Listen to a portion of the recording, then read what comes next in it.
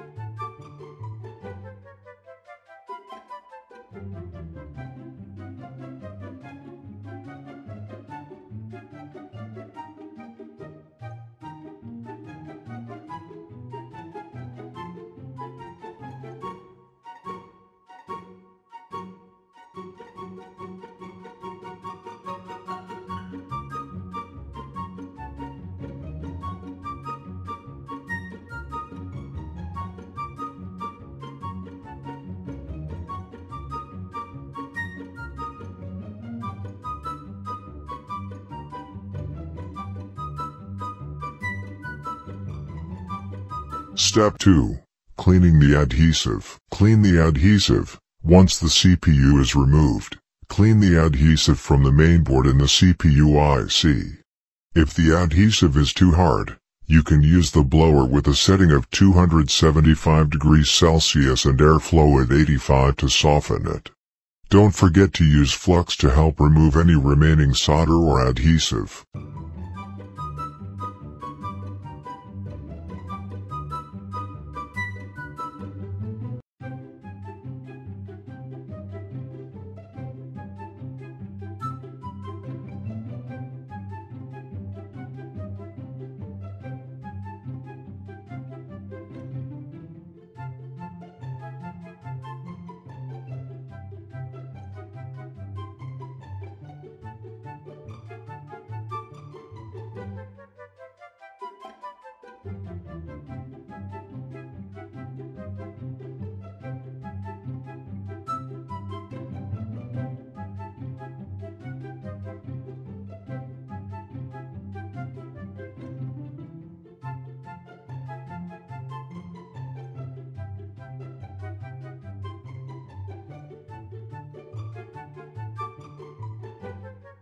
Step 3.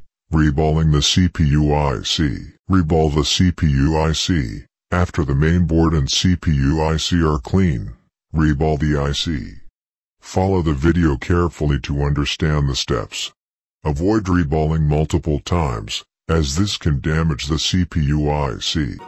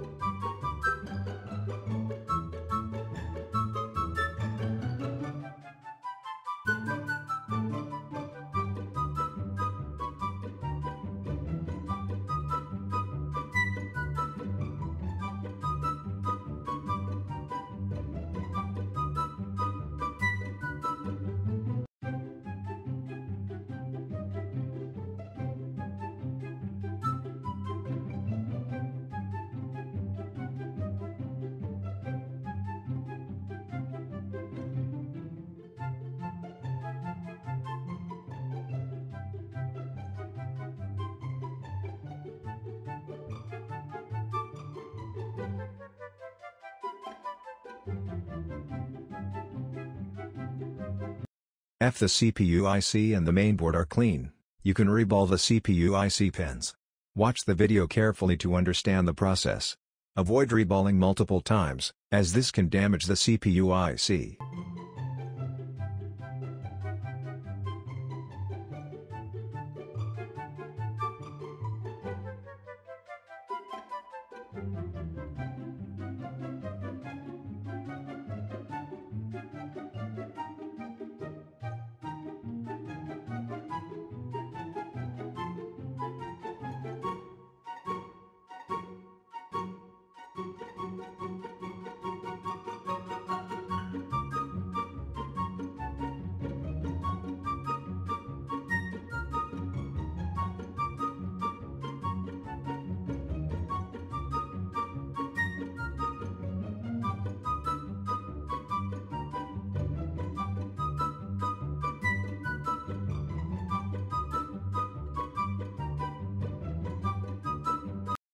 Step 4. Reinstalling the CPU IC. Reinstall the CPU IC. If you are confident the reballing is done correctly without any missing solder balls, reinstall the CPU IC using a blower set to 335 degrees Celsius and airflow at 50. Ensure it is placed correctly and not upside down, as this can cause a short circuit. Cool the mainboard. After the CPU IC is installed, cool the mainboard. You can use a small fan to assist with the cooling process.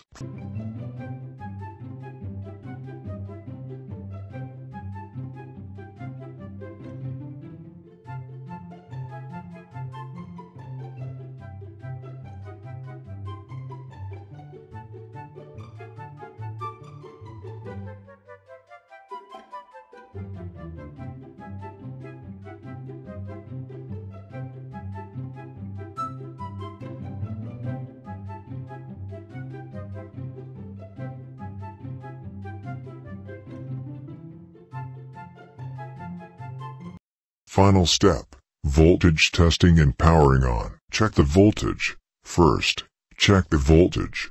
If the voltage is good and the current is appropriate, reassemble the phone and press the power button. Final testing. If all steps are followed correctly, the phone should power on successfully, just as it did in my case. Thank you for watching this video. Don't forget to share,